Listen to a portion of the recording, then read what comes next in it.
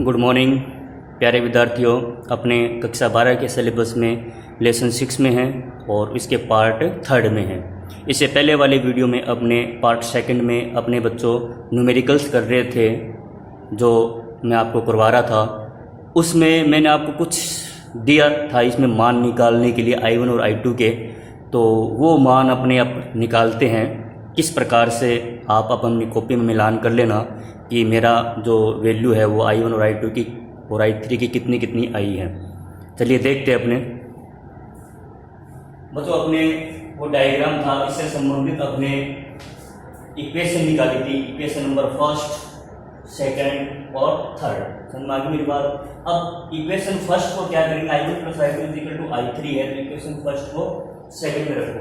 Second में रखेंगे तो क्या आएगा अपने पास में, I1 + I2 और +3I1 = 5। तो कितना देगा बच्चों ये 4I1 + I2 = कितना देगा 5। समीकरण नंबर 4।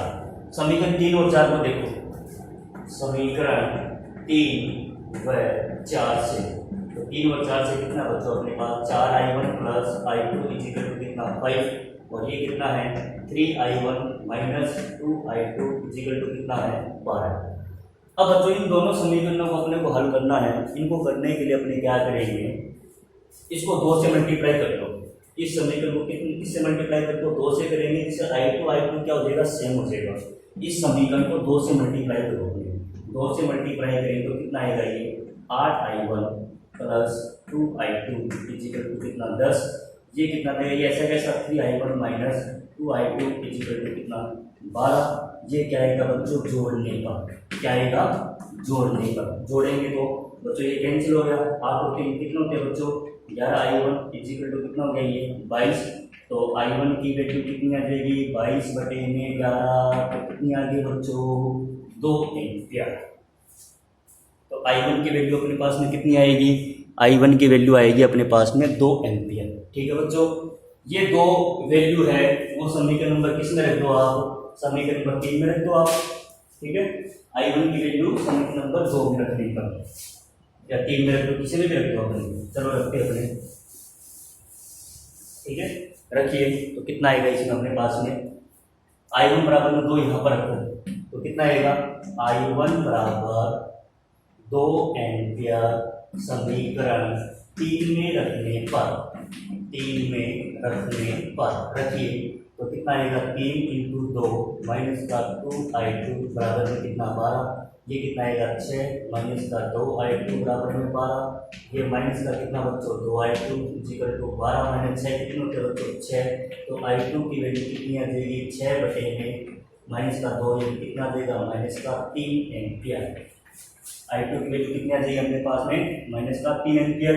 तो I3 की वैल्यू कितनी आएगी अपने पास में, I3 की वैल्यू बताओ आप। ठीक है, I2 की वैल्यू रख दो, I1 की वैल्यू रख दो, तो कितना आएगा 2 - 3 = I3। तो I3 की वैल्यू कितनी आ जाएगी -1 एम्पियर। ये इस प्रकार से अपने को वैल्यू निकालनी है। I1 और I2 I3 के मान निकालने थे अपने को। आगे बच्चों इसको करने के लिए आपको कौन सा वीडियो देखना पड़ेगा, सेकंड वीडियो देखना पड़ेगा सबसे पहले।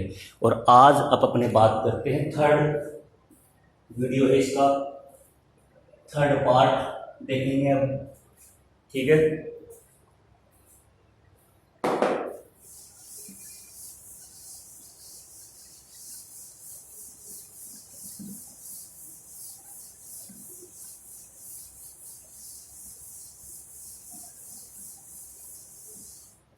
अब आज हमने देखे हैं बच्चों व्हीटस्टोन शेप, नया टॉपिक है व्हीटस्टोन शेप। ये तो डायग्राम बनाते हैं पहले अपने।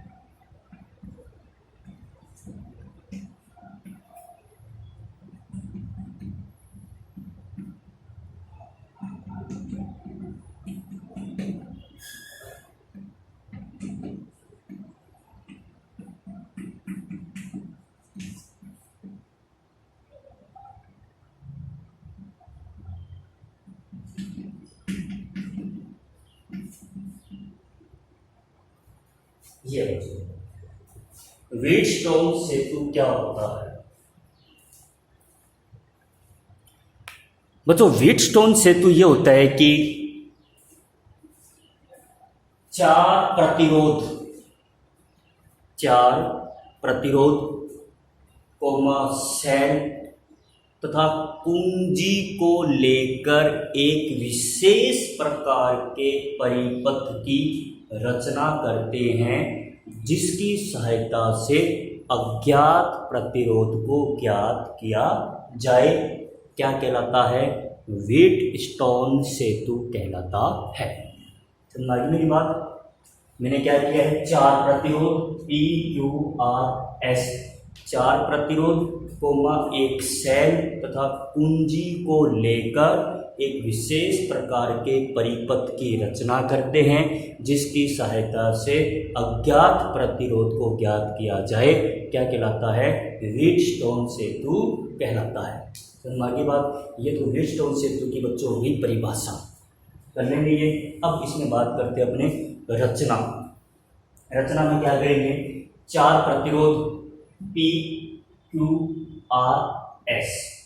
चित्रानुसार संयोजित है, ठीक है, जिसके अंतर्गत एक सेल तथा दो कुंजी K1 व K2 लगी है तथा एक धारामापी लगा होता है।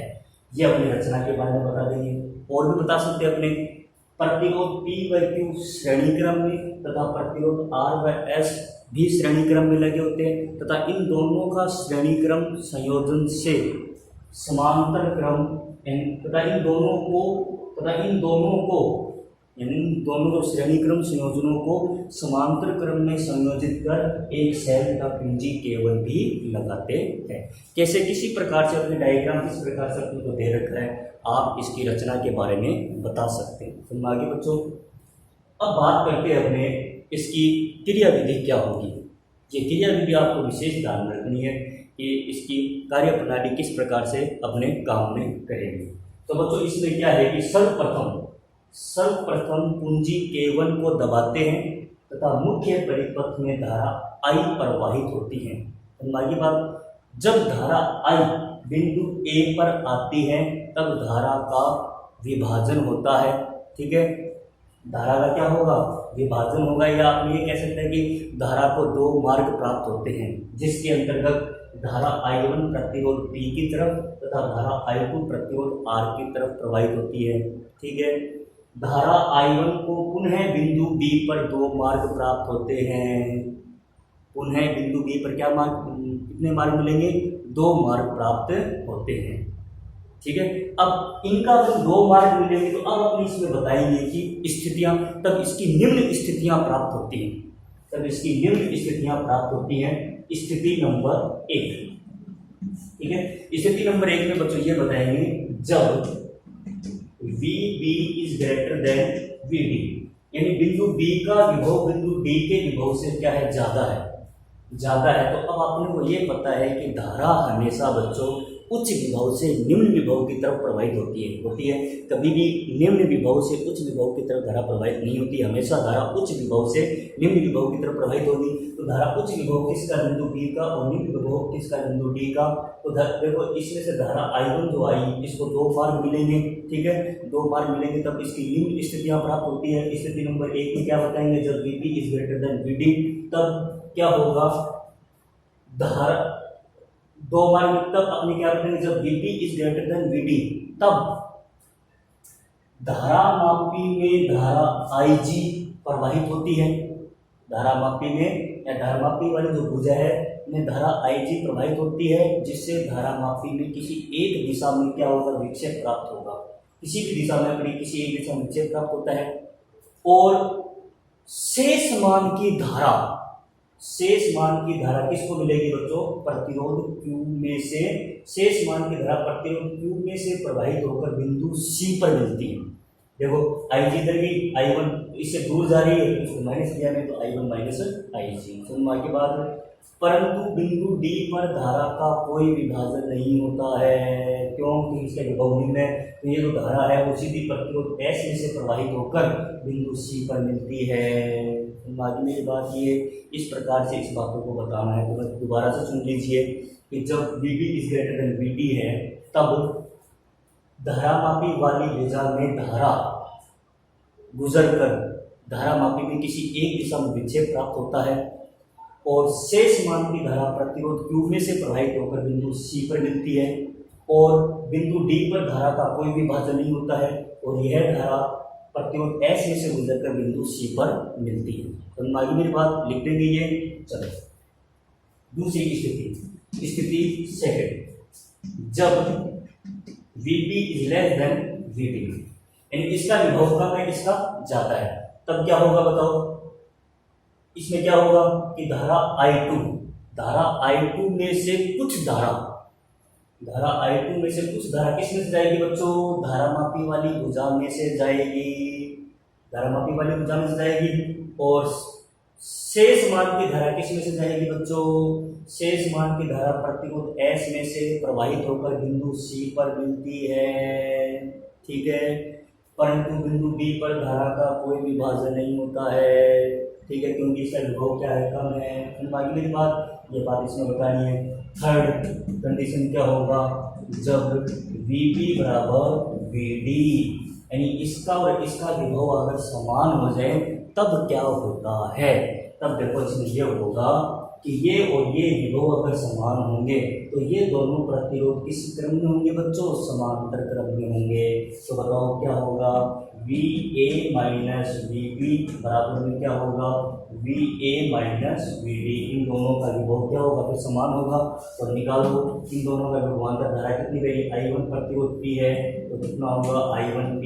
इसमें कितना होगा बच्चों, I2R। समीकरण नंबर कितनी आ जाएगी, 1 आ जाएगी, ठीक है। इसी प्रकार अपने क्या बताएंगे, इसका बता दो अपने VB minus VC is equal to VD minus VC।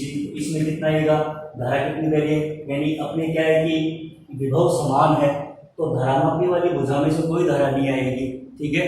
इसमें धारा आएगी नहीं तो ये धारा I1 सीधी इसमें जाएगी, ये धारा जो I2 सीधी इसमें आ जाएगी। तो बाकी बात मेरी बात ठीक है। तो कितना देगा VD माइनस VC कितना आएगा, इसमें I1 इंटू में कितना देगा Q और इजिकल टू I2 इंटू में कितना देगा ये ऐसा देगा। समीकरण नंबर 2, समीकरण 1/2 करने पर, समीकरण 1/2 करने पर तो कितना आएगा अपने पास में, ये I1P अपॉन में I1Q is equal to I2R upon में I2S। I2 से I2 I1 से I1 कैंसिल हो गया तो P/Q बराबर में R/S।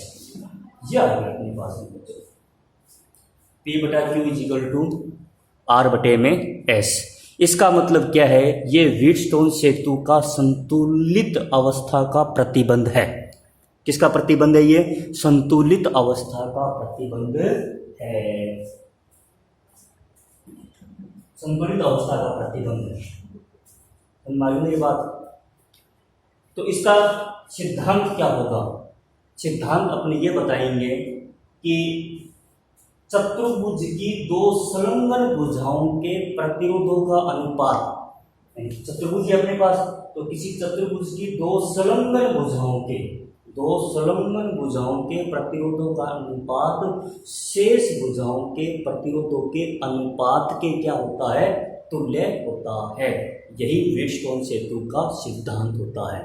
इसका जो उदाहरण है बच्चों, जैसे नदी नीचे बह रही है, ठीक है, और ऊपर क्या है, पुल है। नदी की तो जल की धारा वो नीचे आसानी से बह रही है, परंतु व्हीटस्टोन जो सेतु है उस पर कोई प्रभाव नहीं पड़ता है क्या, ठीक है। उसी प्रकार से इसमें है कि परिपथ में तो धारा बह रही है परंतु जो धारामापी वाली जो भुजा होती है उसमें धारा नहीं बह रही। इसी कारण इसको कौन सा नाम दिया गया, व्हीटस्टोन, यानी एक ये जो है सेतु की तरह कार्य करता है। किसकी तरह कार्य करेगा, सेतु की तरह कार्य करता है। तो ये बच्चों अपने व्हीटस्टोन सेतु के बारे में है। तो इससे संबंधित भी अपने न्यूमेरिकल्स प्रॉब्लम करेंगे, काफ़ी आती है। तो आज आपको क्या करना है, ये व्हीटस्टोन सेतु सिद्धांत आपको पूरा देखना है, वीडियो को पूरा सुनना है, वीडियो बिल्कुल भी स्किप नहीं करना है, ठीक है। जो मैंने बताई ये बातें हैं वो आपको अपनी नोटबुक में उतारना है और उनको याद करना है। धन्यवाद।